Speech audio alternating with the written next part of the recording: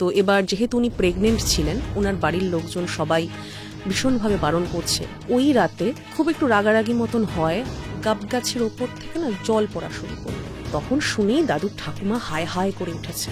বাড়িতে শুধুমাত্র 2 জন বউ, প্রত্যেকটা মানুষকে 2 থেকে 3 মিনিটের বেশি সময় দিচ্ছে না। বউ ছেলে সবাই একের পর এক ডেড হয়ে যাচ্ছে। সমস্ত রাতটা শুধু ঘরের মধ্যে ডেড বডি, কে লোক আনতে যাবে?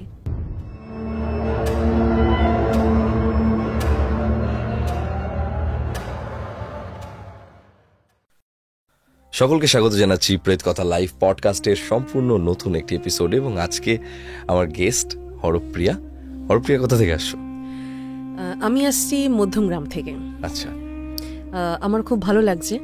তোমাকেও অনেক নমস্কার এবং অনেক কৃতজ্ঞতা। সেই সাথে আমাদের প্রেত কথার যে মস্ত পরিবারটা, সমস্ত বন্ধুদেরকেও আমার আন্তরিক অভিনন্দন এবং ভালোবাসা। তোমার সাথে একটু কথা বলি, তোমার কাছ থেকে আজকে একটা ঘটনা শুনবো। আমি সবসময় যেটা করে থাকি যে আগে ঘটনা শুনি না, আগে সিলেকশন টিম ঘটনা শুনে। ঠিক ঠিক শুনলাম এখানে এসে। আজকে ওকে এটা বলছিলাম যে এখানে বসে যখন সামনাসামনি আমি ঘটনা শুনি, সেই সময় খুব এক্সক্লুসিভ ফিল হয়, এক্সাইটমেন্ট অনেক বেশি কাজ করে, যে প্রত্যেকদিন একটা নতুন ঘটনা শুনছি কারোর কাছে। আজকে তোমার কাছেও শুনবো। কি করো তুমি? আমি এই মুহূর্তে পিএইচডির জন্য পড়াশোনা করছি। ইংরেজি আমার সাবজেক্ট। আমি আসাম শিলচর ইউনিভার্সিটি থেকে করছি। আচ্ছা, তো এই আর কি আমার পরিচয় সেরকম। ছোটবেলা থেকে এখানে ছিলে নাকি ছোটবেলায় আসামে? না না, আমি ছোটবেলা থেকে, আমার জন্ম কলকাতায়, আমি বরাবরই আছি। এখন ওখানে চান্স পেয়েছি বলে ওখানে আছি। শুধু পড়াশোনা? হ্যাঁ, শুধু। কেমন লাগলো আসাম? আমার তো প্রকৃতি ভালো লাগে, সেদিক থেকে আসাম একদম up to the mark. Up to the mark, সত্যি। তো বন্ধু বান্ধব হয়ে গেছে এখন? হ্যাঁ, খুব বেশি কিছু হয়নি এখনো পর্যন্ত। আমি এই বছরই ঢুকেছি। আচ্ছা, ঠিক আছে, এই বছরই ঢুকেছি। তবে ইচ্ছা আছে। এবং মায়াং যে জায়গাটা, সেটা তো আমার বিশেষ প্রিয় জায়গা। আচ্ছা, ওখানে কখনো গেছো? কোনো দিন যাইনি। মানে এরপর একদিন অবশ্যই অবশ্যই, আমার ভীষণ ইচ্ছা। এবং আমি এছাড়া তোমার এই চ্যানেলটা ছাড়াও ইউটিউবের আরো অনেক চ্যানেলে এই মায়াং এর ব্যাপারে শুনেছি। খুব ইন্টারেস্ট আমার, খুব খুব ইচ্ছা। ব্ল্যাক ম্যাজিক, ও অসাধারণ জাদু, এটার কোনো বিকল্প হয় না আমার কাছে তো বটে। এই জিনিসগুলো একটা এমন জগৎ, যেই জগতে যতটা আছে ভয়, ততটা আছে এক্সাইটমেন্ট, ততটা কৌতূহল কাজ করে। আবার পথ ততটাই কঠিন, কতটাই কঠিন, ততটাই মানে রেস্ট্রিকশন, ততটাই রেস্ট্রিকশনস। অত ইজি নয় কোনো কিছুই, কিন্তু আমাদের এখানে এসে ঘটনা বলা খুব ইজি। তার জন্য 9875476704 এই নাম্বারে আমাকে হোয়াটসঅ্যাপে ভয়েস করে পাঠিয়ে দিন আপনার সাথে ঘটে যাওয়া কোনো সত্যি ভৌতিক ঘটনা, অথবা আপনার শোনা কোনো সেটা সত্যি ভৌতিক ঘটনা। যদি আমাদের সেই ঘটনা পছন্দ হয়, তাহলে আমরাও আপনাকে ঠিক হরপ্রিয়ার মতোই ডেকে নেব আমাদের স্টুডিওতে, এবং আপনি আপনার ঘটনা শোনাবেন গোটা পৃথিবীর বুকে থাকা সকল বাঙালিকে। আজকে শুরু করছি এপিসোড। কবে থেকে প্রেত কথা শুনছো? আমি শুনছি তাও কম বেশি 1 বছর। কম বেশি 1 বছর। আজকে যে ঘটনাটা শুনবো, এই ঘটনাটা কোথাকার ঘটনা? শুরু করো তোমার ঘটনাটা, বলো। আচ্ছা, আজকে যে ঘটনাটা বলবো আমার মামা বাড়ির যে সব থেকে বেশি ভয়ের, কারণ আমরা ভয় দেখাবো দর্শকদের, এটাই তো আমাদের উদ্দেশ্য। এবং সবটাই চেষ্টা করি যতটা সত্য ঘটনার মধ্যে দিয়ে আমরা রিলেট করতে পারি। এটা আমার মামা বাড়ির একটি ঘটনাই বলছি। আমার মামা বাড়ি বাংলাদেশ, কুমিল্লা জেলা। ঠিক আছে, তো আমার এই ঘটনাটা খুব প্যাথেটিক একটি ঘটনা। আমার মায়ের বাবা এই ঘটনাটার কারণে ফ্যামিলির সবাইকে হারান এবং অনাথ হন। তো 12 বছর বয়সেই একদম। আমার দাদু, ঠিক আছে, আমার দাদু সাধন চন্দ্র দত্ত, উনি ওনার পরিবারে একটি রাতের মধ্যে একটা পরিবারে 40 জন একদম স্পট ডেড। 40 জন এক্স্যাক্টলি, একসাথে? কি হয়েছিল সেটাই। আমার দাদুর তখন 12 বছর বয়স। বাংলাদেশেই জন্ম, কুমিল্লার মানুষ। ওখানে আমার দাদু, কুমিল্লাতেই আমার দাদুর মানে যেখানে মানে দাদুর যে দাদুর বাড়ি, মানে আমার দাদুর যে মা, সে দাদুর মায়ের শ্বশুর বাড়ি আর কি, কুমিল্লার মধ্যে ওনার মামা বাড়ি এবং ঠাকুরদা ঠাকুরমার বাড়ি। তো তখন আমার দাদু গেছেন তার মামা বাড়িতে তার মায়ের সাথে। এবং ওই রাতে খুব একটু রাগারাগি মতন হয়। আমার ঠাকুমা, মানে দাদুর যে ঠাকুমা, দাদুর মা, ওনার নিজের বাড়িতে একটু অশান্তি ঝামেলা মতন হয়েছিল। উনি তখন ছিলেন প্রেগনেন্ট, ঠিক আছে, খুব রাগী মানুষ বলেই আমরা জানতাম, শুনেছি। দাদুর মা, ঠিক আছে, রিলেশনশিপটা খুব ঘটমটো, বোঝাতেও অসুবিধা হয়ে গেছে, মানে আমি বুঝতে পেরেছি, মানে আমার একটু বোঝাতে এক্সপ্লেন করতে অসুবিধা হচ্ছে। দাদু তার দাদুর বাড়িতে গেছে, মানে দাদুর মা তার বাপের বাড়িতে গেছে, মানে দাদু তার মা বাড়িতে। ওকে, একদম সহজ হিসেব, দাদু তার মামা বাড়িতে, হ্যাঁ মামা বাড়িতে গেছেন। খুব রাগী মানুষ ওনার মা, অল্প বয়স, তখন আগেকার দিনে অল্প বয়সী বিয়ে হতো। খুব রাগারাগি করে বাপের বাড়িতে, তখন রাত প্রায় 12টা 12:30 বেজে গেছে। দাদুকে তুললেন ঘুম থেকে, দাদু তো ঘুমিয়ে গেছেন, যে সাধু উঠে পড়, আমরা চলে যাই, চল, মানে ওনার শ্বশুর বাড়িতে উনি ফিরে আসবেন ওই রাত্রেবেলা, তোদের বাড়িতে চল, আমি চলে যাব, এখানে আর থাকবো না বাপের বাড়িতে।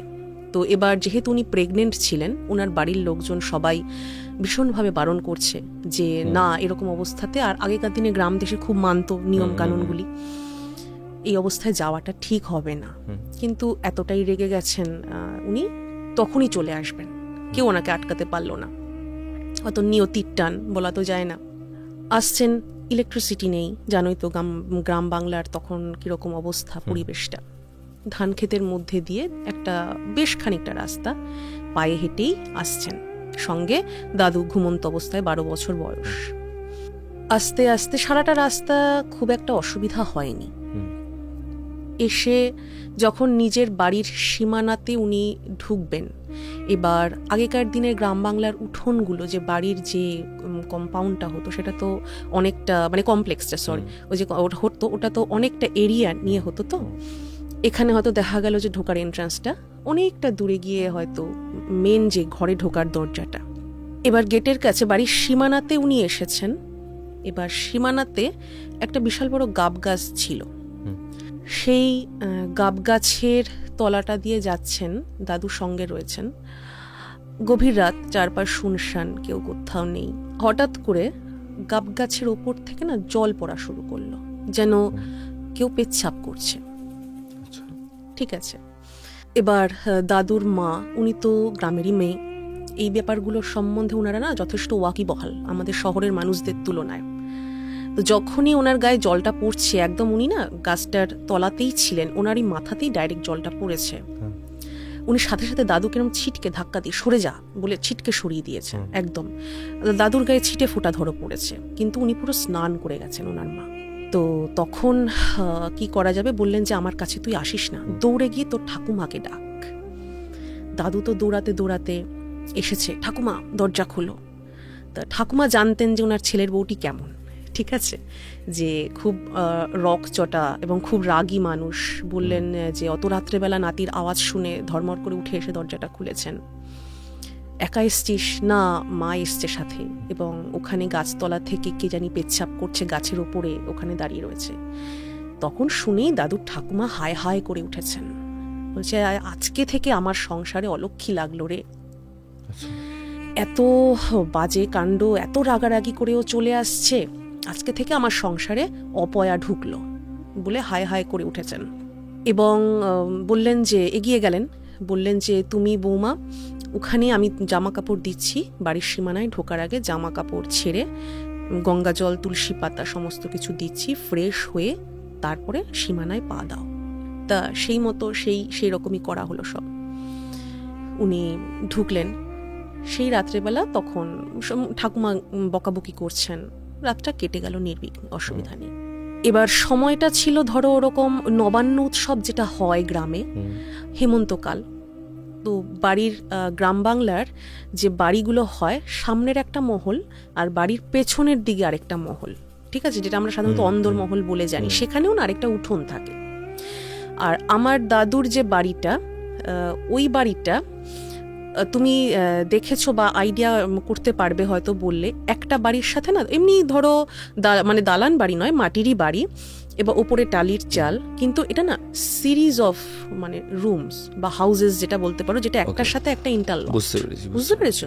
তুমি একটা দরজা দিয়ে যদি ঢোকো, পরপর পরপর পরপর সমস্ত বাড়ির ঘরের গুলোর ভেতর দিয়ে ঘুরে শেষ বাড়ির দরজাটা দিয়ে বেরিয়ে আসতে পারবে।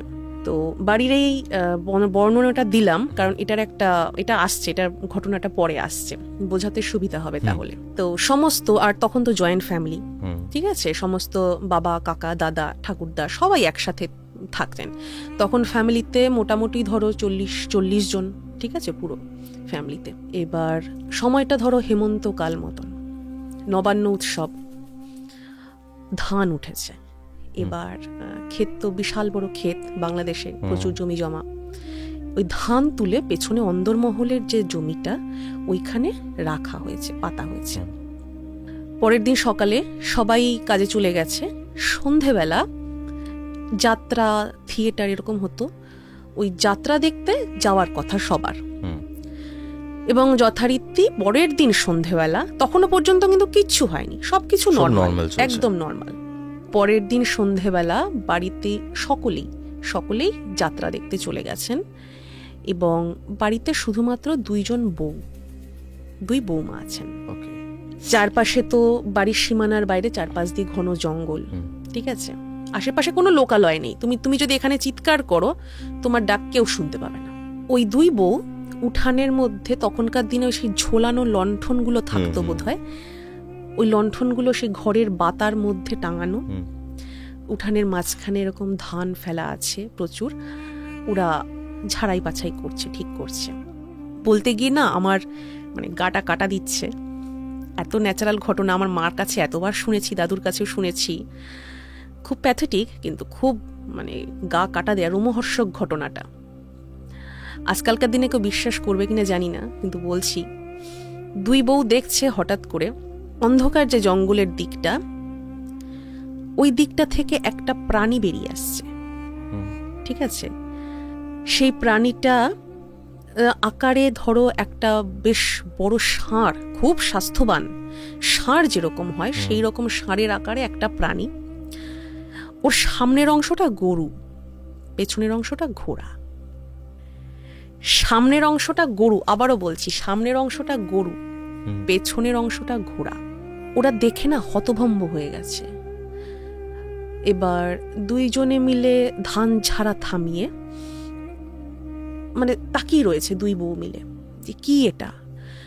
ওটা আসলো এবং এসে ওই যে বলেছিলাম ঘরের বর্ণনাটা একটু আগে দিলাম, প্রথম ঘরটাতে শুরু করলো। প্রথম ঘরটাতে, এবার ঘর, বাড়িতে তো কেউ নেই, সব ঘর ফাঁকা, আর একটা ঘরের ভেতর দিয়ে আরেকটা ঘরে যাওয়া যায়, দরজা খোলা। প্রথম ঘরটার মধ্যে ঢুকে সেখান থেকে আস্তে আস্তে প্রত্যেকটা ঘরের ভেতর দিয়ে কভার করা, পরিক্রমণ শুরু করলো। এবার অনেকটা লম্বা, অত 40 জন মানুষ যে থাকে, খুব মানে যে রোটা খুব লম্বা। প্রত্যেকটা ঘরের ভেতর দিয়ে ঢুকে টকাটক করে ঢুকে ঘুরতে শেষ যে দরজাটা, ওটা দিয়ে বেরিয়ে আসলো ওই প্রাণীটা, ওই জন্তুটা। প্রথমটা দিয়ে ঢুকে শেষটা পর্যন্ত কভার করে বেরিয়ে আসলো।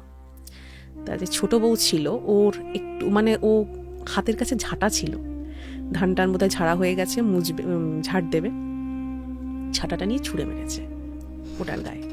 ছুঁড়ে মারাতে, এবং ওটা কোনো হ্যালুসিনেশন না যে ওরা সন্ধ্যার অন্ধকারে ওরকম আধো আলো ছায়াতে একটা কিছু দেখছে, একদম রিয়েল লাগলো ওর গায়ে। আমরা কোনো প্রাণীকে কিছু ছুঁড়ে মারলেও যেমন হঠাৎ করে চমকে ওঠে, একটু মানে গা ঝাড়া দেয়, ঠিক ওরকম একটা অভিব্যক্তি হলো প্রাণীটার গায়ে। হয়ে ও কিন্তু আস্তে আস্তে যে জঙ্গলটা ওর মধ্যে আস্তে আস্তে মিলিয়ে গেল, ঠিক আছে। তো ওরা তো মানে দাঁড়িয়ে আছে, কি করবে, মানে হতভম্ব, এরকম একটা জিনিস কখনো দেখেনি। সেই দিন রাতটা, তারপরে বাড়িতে সবাই আস্তে আস্তে যাত্রার পরে ফিরে আসলো। তখন তো ঘড়ির টাইম ছিল না, সেই জন্য টাইমটা আমি বলতে পারছি না যে কটা কি। সেই দিন রাত থেকে বাড়িতে শুরু হলো কলেরা। আমি যতদূর জানি প্রত্যেকটাই কলেরা বা মহামারীর মতন যে রোগগুলো আগেকার দিনে গ্রাম বাংলায় থাকতো, ওগুলোর একটা নির্দিষ্ট সিজন থাকে। সাধারণত এগুলো আমরা জানি জলবাহিত রোগ, ঠিক আছে। তো ওই সময় না ঝড় না বৃষ্টি, আর একটি মাত্র ফ্যামিলি এফেক্টেড। ওটা যে ছড়িয়ে আশেপাশে ছড়াচ্ছে, প্রথমেই বলেছি লোকালয় নেই। হঠাৎ করে কলেরা শুরু হলো। এবং কলেরার যে ব্যাপারটা, আমি জানি একটা রোগ স্টেপ বাই স্টেপ বাড়ে, খুব মানে একদম হাই বা সিভিয়ার কেস যদিও হয়ে থাকে, সেক্ষেত্রেও কিন্তু একটা স্টেপ থাকে, ওটার একটা সিস্টেম থাকে। প্রত্যেকটা মানুষকে 2 থেকে 3 মিনিটের বেশি সময় দিচ্ছে না। 2 থেকে 3 মিনিট, এক একটা প্রাণ যেতে 2 থেকে 3 মিনিট সময় লাগছে। এবং মানে 40টা মানুষ, তুমি বিশ্বাস করবে না, 40টা মানুষ, 40টা ডেড বডি, নরক। ওই রাতে ওই বাড়িতে নরক উঠে এসেছিল। কলেরা শুরু হলো, বমি করছে, কিছুক্ষণের মধ্যে ছটফট করছে, আরও কি কি সিমটম থাকে আমি জানি না, আমি এটুকু শুনেছি। আমার দাদুর কাছে ঘটনাটা শোনা, উনি তখন 12 বছরের ছেলে, চোখের সামনে এগুলো দেখছেন। আর ঠিক আছে, 2 বৃদ্ধা ঠাকুরদা ঠাকুরমা আমার দাদুর। আচ্ছা, তুমি ভাবো, 2জন বাবা মা ওনার সামনে, পুরো ফ্যামিলিটা ওদের সামনে দেখছেন, সন্তান সন্ততি, নাতি নাতনি, বউ ছেলে, সবাই একের পর এক ডেড হয়ে যাচ্ছে। সমস্ত রাতটা শুধু ঘরের মধ্যে ডেড বডি। কে লোক আনতে যাবে? আমার কে ছবে, কে আনতে যাবে, কে লোক ডাকবে? ডাক্তার তো দূরের কথা, এক একজনকে সামলাতে সামলাতে না আরেকজনের শুরু হয়ে যাচ্ছে। শেষ পর্যন্ত আমার দাদুর যে ঠাকুরদা, উনি গিয়ে দেয়ালের মধ্যে না মাথাটা এরকম বাড়ি দিতে শুরু করেছিলেন যে, হে ঠাকুর, আমাকে নিয়ে যাও, আমার বংশ রক্ষা করো। তো বাড়িতে কালী মন্দির ছিল, ঠিক আছে, নিত্য পূজা হতো ওখানে, প্রতিষ্ঠিত কালী মন্দির। সর্বশেষ ধরলো আমার দাদুকে। এবার দাদু ছিলেন আমার ওনার দাদু ঠাকুমার ভীষণ মানে একদম প্রাণ বলতে গেলে। এবং প্রত্যেকের তো সময়টা খুব কম লাগছে, 2 থেকে 3 মিনিট। যখন ধরলো তখন ওনাকে নিয়ে ওনার ঠাকুমা এবং দাদু চলে গেলেন মন্দিরে। শুধু মায়ের পায়ের কাছে রাখলেন, বললেন যে, মা, বংশের শেষ, একে রাখো, যেভাবেই হোক রাখো। তোমার পুজো করেছি, তার মধ্যে আন্তরিকতা ভালোবাসার অভাব ছিল না, এখন আমার বংশ নির্বংশ হতে চলেছে, এইটুকু রাখো বলে অজ্ঞান হয়ে পড়ে গেলেন ঠাকুমা। তখন ভোরের দিক, দাদু কোথায় গেছেন কি জানা নেই, ঠাকুমার ঘুমটা ভেঙেছে। আমার যে দাদু ওনারই ডাকে খুব আস্তে আস্তে বলছেন যে, মা, ঠাকুমা, একটু জল। তখন উঠে দেখেন যে প্রাণটা রয়েছে, যায়নি, ঠিক আছে। তখন জলটা এনে দিল এবং আমার ওই দাদু, উনি শেষ বংশধর রইলেন। এবার ভোর হওয়াতে আমার দাদুর যে ঠাকুরদা, ওই ঠাকুরদা চলে গেছেন গ্রামবাসীকে ডাকতে। গ্রামবাসী এসেছে, সমস্ত গ্রাম ভেঙে পড়েছে, সারা গ্রাম ভেঙে পড়েছে। আর আগেকার দিনে তো জানোই, সেই ফ্যামিলির মধ্যে এতজন মরে গেল একদম এক রাতে, একদম। তো সারা গ্রাম উজাড় হয়ে এসেছে যে কি হচ্ছে। 40খানা ডেড বডি, বমি, পায়খানা, আরো মানে একদম নরক গুলজার হয়ে গেছে। এসে আর ওই মন্দিরে শুয়ে রয়েছে, ওঠার ক্ষমতা নেই, একদম মানে কাহিল অবস্থা, দুর্বল। গ্রাম থেকে একজন তখন বললেন, একজন গ্রামবাসী, যে এই ঘটনাটা তো খুব অস্বাভাবিক। এবং ওই 2 বউ যখন সবাই যাত্রা দেখে ফিরে এসেছিল, তখন কিন্তু বলেছিল যে এরকম একটা অদ্ভুত প্রাণী বাড়ির মধ্যে ঢুকে ঘরটা কভার করে দিয়ে সবটা ঘর হেঁটে বেরিয়েছে। তা সবাই, দাদু তখন মানে ওনার ঠাকুর দাদু সবাইকে বর্ণনা দিল, এরকম ব্যাপার। তো বলে, সাথেই কাছেই একজন তান্ত্রিক আছেন, উনি তন্ত্রচর্চা করেন, উনি একজন মাতৃসাধক, ওনাকে আনা হোক। তা ওনাকে নিয়ে আসা হলো, গ্রামবাসীরা গিয়ে নিয়ে আসলো। উনি এসে বাড়ির সীমানায় ঢুকলেন না, বাড়ির সামনে এসে দাঁড়িয়ে শুধু ওপর দিকে তাকালেন, বলে, আমি বাড়িতে ঢুকবো না। ঠাকুরদা ছিলেন, ঠাকুরদাকে বললেন, আসুন এখানে, আমাকে ছুঁয়ে স্পর্শ করে দাঁড়ান। ঠাকুরদা যখন গেলেন, স্পর্শ করে দাঁড়াতেই চিৎকার করে উঠেছেন, বলছেন, মাতৃসাধক ওই তান্ত্রিক বলছেন, কি দেখছেন? তখন দাদু বলছেন, আমি দেখতে পাচ্ছি এক বিশাল আকার পুরুষ, যে পুরুষ বাড়ির এই প্রান্তে, বিশাল বড় বাড়ির এরিয়া, প্রথমেই বলেছি, এই প্রান্তে একটা পা, আরেক প্রান্তে আরেকটা পা, অন্য প্রান্তে 2টো পা ফাঁক করে দাঁড়িয়ে আছে, ওর মাথাটা কোথায় শেষ জানা নেই। বিশাল আকার এক পুরুষ, তার পায়ের তলা দিয়ে যে যাবে তার মৃত্যু। তো তখন ওই মাতৃসাধক বলছেন বলছে এই বংশেরই অভিশপ্ত একটি আত্মা। তো বলছে যে বলে না যে মৃত্যুর সময় দোষ পায়, চতুষ্পদ দোষ, দ্বিপদ দোষ। বলছে বংশের কেউ যদি মৃত্যুর সময় কোনো দোষ পেয়ে মারা যায়, সে তখন নিজের বংশটাকে নির্বংশ বা ধ্বংস করার জন্য উঠে পড়ে লাগে। তো এ যে দোষ পেয়ে মারা গেছে, আপনাদেরই বংশের লোক, এ এখন এক একটা যোনি থাকে, এ পুষ্কর যোনি প্রাপ্ত হয়েছে। এই পুষ্কর যোনি প্রাপ্ত হওয়ার কারণে ও এখন উন্মত্ত, এ নিজের বংশ ধ্বংস করবে।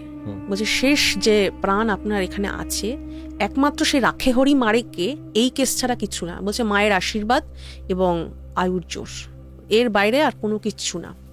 বলছে আমি ঢুকবো না বাড়িতে, 108 ঘোড়া জল নিয়ে আসুন নদী থেকে টেনে, আমি যজ্ঞ করব। 108 ঘোড়া জল ভিটেই ঢালুন। তো ঢালা হলো, সমস্ত সব কিছু করা হলো, এবং ওদেরকে তারপর বললেন যে আমি এই ভিটে এখন দোষমুক্ত করেছি, তবে এখান থেকে ছেড়ে চলে যাওয়াটা বুদ্ধিমানের কাজ। তা তখন আমার দাদুকে এখানে কলকাতায় পাঠিয়ে দেওয়া হলো। তা ওই দুই বৃদ্ধা ওখানেই থেকে গেলেন। কলকাতায় অন্যান্য আত্মীয় স্বজনরা ছিল। ওই 12 বছর বয়সে আমার দাদু অনাথ হলেন, এবং ওইখানে সমস্ত আত্মীয় স্বজনরা যারা যারা ছিলেন, পরিবার পরিজন, সবাইকে হারালেন। কলকাতায় এসে নতুন যাত্রা, নতুন জীবন শুরু হলো, আরো তো অল্প বয়সে। একদম। তো এইটা হচ্ছে আমার পারিবারিক একটি ঘটনা। এই ঘটনাটা আমাকে একটা অন্য জগতে নিয়ে চলে গিয়েছিল। এত সুন্দর করে বললে, বলার উপরও অনেক কিছু নির্ভর করে। এত সুন্দর করে বললে যে একটা অন্য জগতে আমাকে এই ঘটনাটা নিয়ে চলে গিয়েছে। আপনাদের কেমন লাগলো এই ঘটনাটি? অবশ্যই আমাদেরকে কমেন্ট করে জানাবেন। আচ্ছা, তোমার কি মনে হয় ওই যে পশুটা যেটা ছিল, ওই পশুটা কে ছিল? ও কি কোনো এন্টিটি ছিল নাকি? Exactly, entity. এবং এই এন্টিটিগুলো না, যে পুষ্কর, এটা আমি পরে বইতে পড়েছি, যারা পুষ্কর যোনি প্রাপ্ত হয় ওরা যে কোনো মুহূর্তে যে কোনো রূপ ধারণ করতে পারে, এবং সেগুলো বিভৎস, মানে আকার, ওগুলো মানে বিশাল বিশাল বড় আকার, যে কোনো মুহূর্তে যে কোনো ধরনের আকার বা রূপ ধারণ করতে পারে। আচ্ছা। তো ওটা ওই যে পেচ্ছাপটা করেছিল ওখান থেকে শুরু। এইগুলো পরপর এক একটা সাইন। একদম, একদমই তাই। অদ্ভুত লাগলো ঘটনাটা। এই ঘটনাটা আমাকে, মানে আমি আগেও বলেছি যে একটা একদম অন্য জগতে নিয়ে চলে গেছে। এখন আমি চলে যাব আজকের পরবর্তী ঘটনায় যাওয়ার আগে একবার মনে করিয়ে দিই, এই ভিডিওটিকে লাইক করতে ভুলবেন না, এবং কমেন্ট করে জানান আপনাদের কেমন লাগছে, এবং আপনাদের কাছে কোনো ঘটনা আছে কিনা, আপনি কোথা থেকে শুনছেন। আমাদেরকে ঘটনা পাঠান 9875476704 এই নাম্বারে ভয়েস করে। আপনার ঘটনা যদি পছন্দ হয় তাহলে আমরা আপনাকে ডেকে নেব আমাদের স্টুডিওতে, এবং আপনিও আপনার ঘটনা শোনাবেন সমগ্র পৃথিবীর বুকে থাকা সকল বাঙালিকে। চলে যাচ্ছি আজকের আমাদের পরবর্তী ঘটনাটা শুনি। এই পরবর্তী ঘটনাটা, এটা আমার বাবার সাথে ঘটা। আচ্ছা। আমার বাবা নিজে প্ল্যানচেট করা মানুষ, এবং এই ব্যাপারে ওনার নিজের লেখা, নিজের অভিজ্ঞতা থেকে লেখা বইও আছে, প্ল্যানচেট বলি। আচ্ছা। ভীষণ অভিজ্ঞ একজন মানুষ, এই ব্যাপারে ওনার যথেষ্ট পড়াশোনা। ওই প্ল্যানচেট করতে গিয়ে উনি আমাদের কিছু কিছু ঘটনা শেয়ার করতেন। একটা ঘটনা তার মধ্যে থেকে, আমার বাবা কি করতেন, তখন ইয়ং বয়স, এবার প্ল্যানচেটে না গাইড থাকে, এক একজন গাইড স্পিরিট থাকেন। তো শ্যামাচরণ লাহিড়ী, যোগীরাজ শ্যামাচরণ লাহিড়ী, নিশ্চয়ই তুমি শুনেছ। ওই যোগীরাজ শ্যামাচরণ লাহিড়ী ছিলেন আমার বাবাদের গাইড। ওনারা সাথে যারা ছিলেন ওই গ্রুপের, প্ল্যানচেটের ওই গ্রুপের, ওই গাইডের নির্দেশেই ওনার প্ল্যানচেটটা শুরু, এবং গাইডের নির্দেশেই বন্ধ হয়ে যায়। প্ল্যানচেট করে, এখন আর করেন না। প্ল্যানচেটের এই ঘটনাটা তখন আমার বাবার অল্প বয়স, কলকাতার বুকেই ঘটা। একটা বাড়িতে তখন ভাড়া নিয়েছিলেন, থাকতে গেছিলেন নিচতলায়, সিঁড়ির পাশে একটা ছোট ঘরে থাকতেন, উপরে 2 বৃদ্ধা। ওইখানে বাড়িতে ঢোকার পরে আমার বাবা কিছু বুঝতে পারেন, একটা ভাইব থাকে তো, যে কোথাও কোনো পরিবেশে ঢুকলে আমার বাবা না গন্ধ শোকেন, হয় গন্ধ শোকেন, না হলে চারপাশটা ভালো করে দেখেন, টেম্পারেচারগুলো ফিল করেন, এরকম এক একটা ব্যাপার থাকে। বাড়িতে পা দিয়ে ঢুকে উনি কিছু অস্বস্তি বোধ করেন, যাই হোক ওগুলো কেয়ার করেন, থাকেন। প্রথম 2 দিন কিছু সেরকম ঘটেনি। 3 নম্বর দিন আমার বাবা, উনিও মায়ের পূজারী, মা কালীর পূজারী, উনি জপে বসেছেন, ঠিক আছে, জপ করছেন। হঠাৎ শোনেন ওপরের দোতলা থেকে দুম দুম করে পায়ের আওয়াজ করে ভারী পা ফেলে কেউ একজন নেমে আসছে। সিঁড়িটা, ওনার দরজাটা খোলা, সিঁড়িটার সামনে দিয়ে বরাবর ওপরে উঠে গেছে। আচ্ছা। এবং খুব ভারী রেগে গিয়ে যখন কেউ আসে, সেই ফোর্সটা, ওটা বোঝা যাচ্ছে নেমে আসার ওই চলনটা, নেমে আসছে। এবং আমার বাবা দেখলেন নেমে আসলো, নেমে এসে ঘরের যে চৌকাঠটা, একটা পা, উপরে কোনো অবয়ব নেই, কোনো বডি নেই, একটা পা ঘরের মধ্যে থপ করে দিল। সাথে সাথে আমার বাবা কি করেছেন, ওই যখন আওয়াজটা হচ্ছিল তখন না অবাক হয়ে গিয়ে হাতের নাম জপটা বন্ধ করে দিয়েছিলেন, তাকিয়েছিলেন। তখনই আমার বাবা বুঝে গেছেন এই তো আমাকে মারবে বলে এসেছে। ঠিক আছে, কি করে বোঝেন জানি না, ওনাদের কিছু হয়তো বোঝার ব্যাপার থাকে। আমাকে মারবে বলে এসেছে, ভালো আত্মা নয়। একটা পাটা শুধু দিয়েছে ঘরে। সাথে সাথে আমার বাবা তখন উচ্চস্বরে নাম করা শুরু করেছেন। পাটা গুটিয়ে চলে, একদম পেছনে গুটিয়ে গেল, শুধু পা, একটি মাত্র পা। এবং আবার ওটা পুনরায় সিঁড়ি দিয়ে ব্যাক করে ওপরে চলে গেল। আমার বাবা সারা রাত ঘুমালেন না। ঘটনাটা ইমাজিন করে আমি শুধু ভাবছি যে কতটা ক্রিপি পুরো ব্যাপারটা, যে একটা সিঁড়ি উঠে গেছে, পুরনো দিন, পুরনো সময়, একটা পা চলে যাচ্ছে। তারপর সারা রাত বসে উনি ওই রকম ভাবে নাম জপের মধ্যে দিয়ে কাটালেন। ভোর হতে না হতেই সোজা গিয়ে বাড়িওয়ালার ঘরে চড়াও হল। তখন অল্প বয়স, রক্ত গরম, ঠিক আছে, একদম বললেন যে কাকে ঘরের মধ্যে পুষে রেখেছেন বলুন, না হলে কিন্তু আমি একদম তোল পার করে দেবো। তো বাড়িওয়ালা তো বলবে না, সোজা গিয়ে আমার বাবা ঘরের দরজা ঠেলে ঢুকে পড়েছেন, বলছে না হলে আমি এখানে লোকজন জড়ো করে আমি কিন্তু আপনার ব্যবস্থা করবো আলাদা রকম, কারণ এখানে নিরপরাধ ভাড়াটে দেবেন আর তারপরে তাদেরকে বিপদে ফেলবেন। আমি কিন্তু প্রমাণ করে দেবো যে আপনার ঘরে অশুভ কিছু আছে এবং আপনি সেটা জানেন, জেনে শুনে আপনি সাধারণ নিষ্পাপ মানুষগুলোকে কষ্ট দিচ্ছেন। তা তখন এসব শুনে টুনে তখন বাড়িওয়ালা কেঁদে ফেলেছে। কেঁদে ফেলে তখন বলছে যে দেখুন, কেউ তো বোঝে না, সবাই এখানে আসে ভয় পেয়ে, দুদিন পর পর বাড়ি ছেড়ে দেয়। আপনি 4 নম্বর ভাড়াটে, তো আমরা কাউকে বলি না, কিন্তু আমার বাবা আছেন। আমার বাবার রেলে মানে ট্রেনে কাটা পড়ে মারা গেছিলেন। উনি আছেন। কিছুদিন পর পরই উনি আমাকে স্বপ্ন দেন, স্বপ্নে ভয় দেখান যে বাড়ি ভাড়া দে এবং উনি প্রাণ নিতে চান। বলছেন ওনার একটা প্রাণের একটা আকাঙ্ক্ষা, বলছেন বাড়ি ভাড়া দে। এবং এর আগে যে কজনই ভাড়াটে এসেছে তাদের ফ্যামিলিতে কোনো না কোনো সুইসাইডের ঘটনা ঘটেছে, বুঝতে পেরেছ? তো বলছে যে আমাকে প্রাণ দে, না হলে কিন্তু আমি তোদের ফ্যামিলি নষ্ট করে দেবো, আমি কিন্তু তোদের ওপর ক্ষতি করবো, তুই বাড়িতে ভাড়া বসা। বলছে এরমভাবে ফোর্স করে করে আমার বাবা আমাকে ভাড়া দিতে বাধ্য করেন। যতবার আমি গয়ায় পিণ্ড দিতে গেছি বা কিছু হয়েছে, আমার কোনো না কোনো অ্যাক্সিডেন্ট বা কিছুর ফলে আমি যেতে পারিনি আর। তো এই রকমভাবে সমস্যা তৈরি হচ্ছে। তখন আমার বাবা বললেন ঠিক আছে, আমি আপনার বাবার সাথে কথা বলবো। সেই রাত্রেবেলা আমার বাবা প্ল্যানচেটে বসলেন, বসে ওনার বাবাকে ডাকলেন। সারা রাত বাবা আমাদের আর বলেননি কি কথা হয়েছে, শুধু বোঝা যায় যে খুব রাগী আত্মা, খুব রাগী এবং অতৃপ্ত আত্মা। তার সাথে কথা বলে, এবার এগুলো না একটা খুব বড় সায়েন্স, এগুলোর মধ্যে ঝাড়ফুঁক টুকটাক ব্ল্যাক ম্যাজিকের কোনো ব্যাপার না। প্ল্যানচেটটা এর মধ্যে দুটো আত্মা, মানে একজন যিনি আহ্বান করছেন আর যে আসছে, দুজনের মধ্যে একটা কনভারসেশন হয়। তো সেটার মধ্যে ভাগ্য ভালো যে আমার বাবা ওই আত্মাকে কনভিন্স করতে পারলেন এবং সে কথা দিল, লিখে দিয়ে গেছে যে ঠিক আছে আমি এই বাড়ি ছেড়ে যাচ্ছি এবং আমার বংশধরকে বলো আমার ভালো করে শ্রাদ্ধ শান্তি হয়নি, আমার ছেলে খুব কৃপণ এবং কিপটে, সেই জন্য সে করেনি, আমাকে ভালো করে মুক্তি দেওয়ার ব্যবস্থা করতে বলো। তো পরের দিন বাবা বলেন ঠিক আছে এবার ভাড়া বসান, যে এসেছিল সে চলে গেছে তার নিজের জায়গায়, আর অসুবিধা হবে না। এরকম অনেক ঘটনা আছে, হ্যাঁ, প্ল্যানচেটের, বলে শেষ করা যাবে না, এবং খুব রোমহর্ষক ঘটনা। আমার খুব ভালো লাগলো আজকের এই এপিসোডটা শুট করে, আমি খুব পার্সোনালি খুব আনন্দ পেলাম। আমিও তোমার কাছে ঘটনাগুলো যখন শুনছিলাম তখন মানে আমি প্রত্যেকটা মুহূর্তকে চোখের সামনে আমি যেন দেখতে পাচ্ছিলাম। আমি নিজের মনের মধ্যে ভাবছিলাম যে তুমি যেটা বলছো সেটা কেমন হতে পারে। আমার একটা নিজস্ব কল্পনার জগতেই আমি বিচরণ করছিলাম এই 8 ঘন্টা ধরে লাস্ট। তোমাদের কেমন লাগলো অবশ্যই কমেন্ট করে জানাও, কমেন্ট করে জানান, এবং তার পাশাপাশি আমাদেরকে অবশ্যই ঘটনা পাঠাতে থাকুন। এবং আমরা আবার হরপ্রিয়াকে চাই, আমার খুব ভালো লেগেছে তোমার এই ঘটনাগুলো।